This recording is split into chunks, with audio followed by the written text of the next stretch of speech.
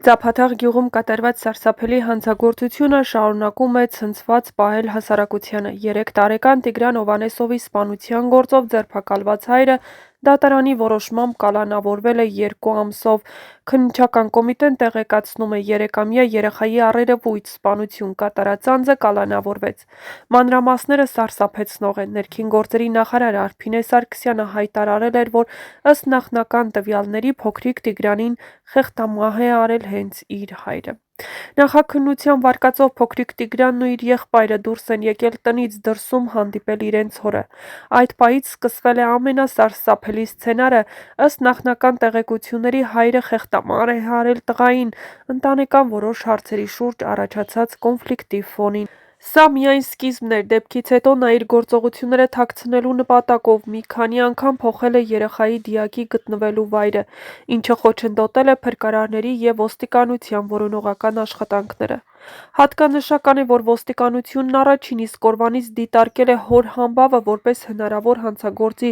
սակայն այս փաստը լուրջ հարցեր է բարձրացնում, եթե կասկած կար, ինչպես է հնարավոր եղել թույլ տալ մեղադրվող հորը ազատ տեղաշարժվել։ Քննչականի տվյալներով դիակի գլխի և մարմնի հատվածում ունեցել է մարմնական վնասվածքներ։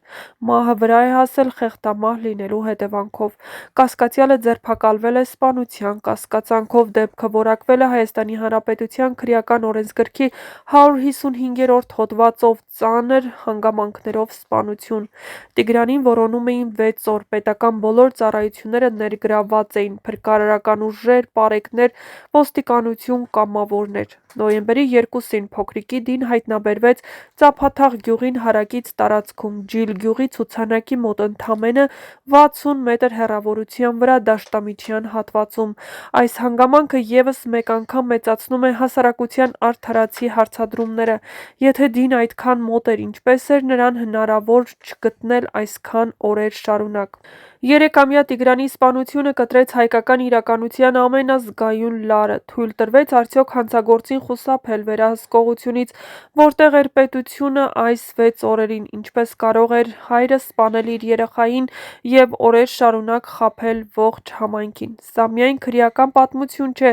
սա հասարակական, հոգեբանական ու պետական ցավի պատմություն է, որը ստիպում է վերանայել ամբողջ համակարգը՝ ընտանեկան բռնության կանխարգելում, լուրջ հոգեբանական գնահատում, վտանգավոր անձանց որոնողական գործողությունների համակարգում։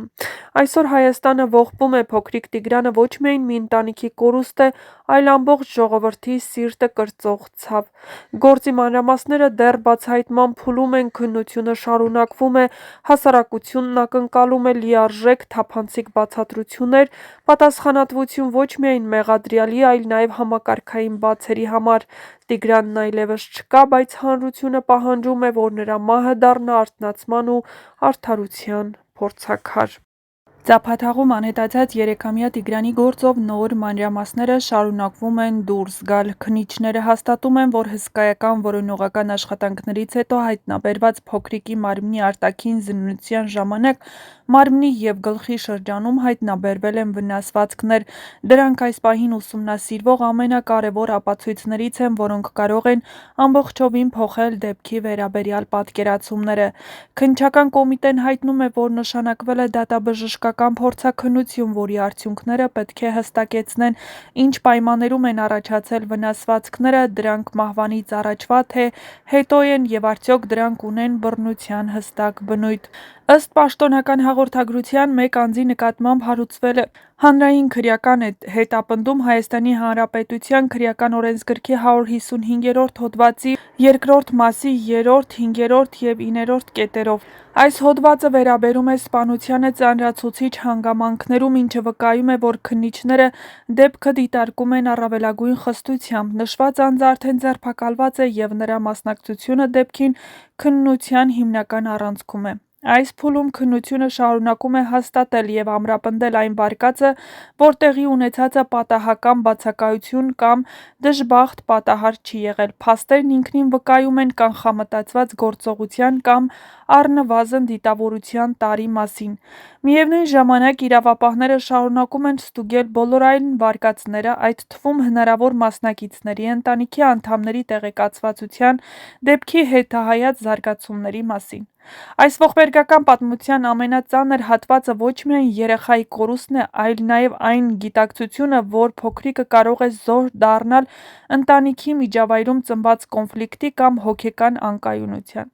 Եթե այս վարկածը վերջնականապես հաստատվի, ապա հարց է բարձրանում, որտեղ էին վերահսկողությունը կանխարգելիչ մեխանիզմները և ինչու ոչ ոք չնկատեց վտանգի նշանները։ Հասարակությունը շարունակում է ցնցված հետևել դեպքի զարգացումներին։ Գյուղում ցավը դեռ չի հանդարտվել, մարդիկ խոսում են, փորձում հասկանալ, տարակուսում են, շատերը չեն ուզում հավատալ պաշտոնական վարկածին մինչև վերջնական դատական որոշումը, իսկ ընտանիքը, որը մեկ օրում կորցրեց երեխա և բախվեց չհավատալու չափ ծանր մեղադրանքի, կանգնած է կյանքի ամենամեծ փորձության առաջ։ Առջևում դեռ քննություն է։ Բազում փորձաքննություններ և հարցաքննություններ։ Ընկերությունը սպասում է պատասխանների հուսավ, որ ճշմարտությունն ամբողջությամբ կբացահայտվի և արդարությունը կհաղթի։